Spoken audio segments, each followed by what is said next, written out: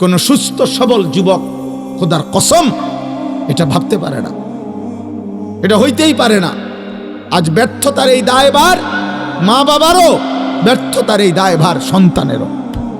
মা বাবাও বুঝলো না আমার সন্তানকে কিভাবে গড়া উচিত, সন্তান নিজেও বুঝলো না আমার জীবনে কি করা উচিত। একটা মোবাইল ব্যবহারের স্বাধীনতা ও মনে করে একটা মহাদেশের চাইতে বড় স্বাধীনতা।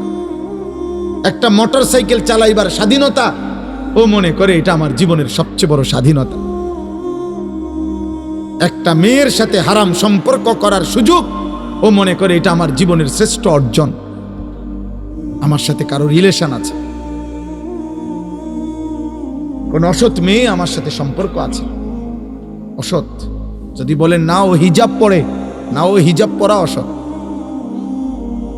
বিবাহ বহির্ভূত কোনো মেয়ে যদি কোনো ছেলের সাথে সম্পর্ক রাখে, এবার যদি সে বোরখা না কম্বলও পরে, কম্বল বলে লেপ তোষক গাও দেয়, হেবুড়ি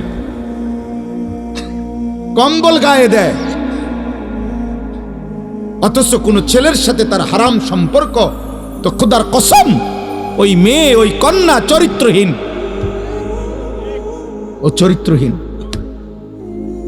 ও বেহায়া, ওর কাছে কিছুই মিলবে না ধোকার প্রতারণা ছাড়া, প্রবঞ্চনা ছাড়া, অল্প সময়ের ব্যবধানে ফাসাদ লাথি ছাড়া আর কিছু জুটবে, আর কিছু জানো।